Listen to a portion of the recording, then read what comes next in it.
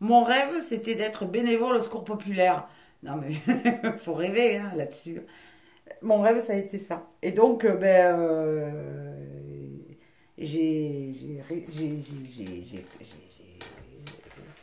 réussi à faire mon rêve, quoi. Et c'est vrai, mon rêve, c'était d'être bénévole au Secours populaire. Si. Et ça paraissait incroyable. Voilà, c'était ça mon rêve. D'autres avaient, bon, des rêves d'argent ou de je sais pas quoi. Moi, je rêvais d'être bénévole au Secours populaire. Et donc, quand j'ai réussi à intégrer le Secours populaire, eh ben, j'ai accédé à mon rêve. Tu avais quel âge pour ce rêve, hein? Quand j'ai démarré au Secours populaire, Non, quand tu as eu ce rêve. quand T'avais quel j'ai eu âge en ce tant rêve, je qu'enfant? devais avoir, c'était à l'adolescence, je devais avoir entre 15 et, ouais, entre 14, 15, 16 ans. Quelque chose comme ça. Et tu sais d'où ça vient, cette envie ou ce besoin, je sais pas. Je sais pas, j'ai vu passer le logo à un moment donné ou à un autre et j'étais déjà bien testarde à cette époque-là, à l'adolescence quand même.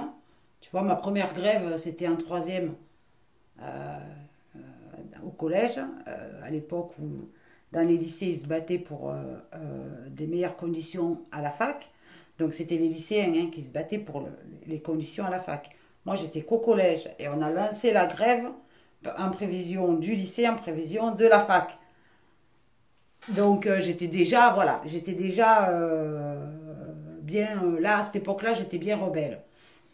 Et le Secours populaire, alors est-ce qu'il y a eu à un moment donné ou à un autre, ça, je ne sais pas, ma mémoire, je ne me le rappelle pas. Mais très tôt, voilà, je me voyais bénévole au Secours populaire en Afrique. Voilà, un grand truc là, tu vois, avec des gamins. Voilà comment je me voyais. Je me voyais pas autrement. Et après, j'ai fait la démarche plus tard. Donc, je me suis inscrite sur Internet au Secours populaire quand j'ai voulu être bénévole. Et je m'inscris parce que j'avais peur d'y aller.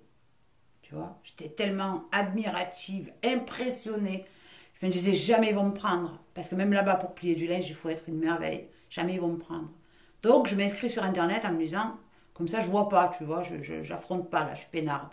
Donc, on me téléphone et on me donne rendez-vous. Donc, j'y vais. Et je tombe sur le secrétaire général, Charlie.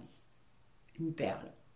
Et là, alors, lui, ça a été, mais tout ce qu'il disait, en fait, tous les mots qu'il employait, les expressions qu'il employait, c'est les expressions que j'employais et à un moment donné, il me dit, mais il faut que tu me dises ce que toi tu veux faire parce que tu comprends, je suis pas dans ta tête, c'est à toi d'exprimer par les mots et tout. Et dans ma tête, j'étais là, mais il y a quelqu'un qui lui a dit ou quoi de me parler avec des mots comme ça, tu vois.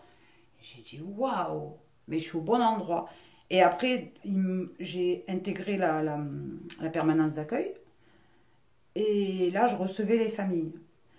Et là, ça a été, mais en même temps, un coup de foudre et en même temps une déchirure. euh, de prendre tout ça, tu vois, d'emblée dans la face. Et j'y allais le vendredi après-midi. Quand je rentrais chez moi, j'avais une heure où je m'allongeais pour me poser, digérer, pas de bruit, rien. Et après, c'est bon, je repartais, tu vois. Et ça a été, voilà, c'est l'époque charnière de ma vie, ça. Tu avais quel âge?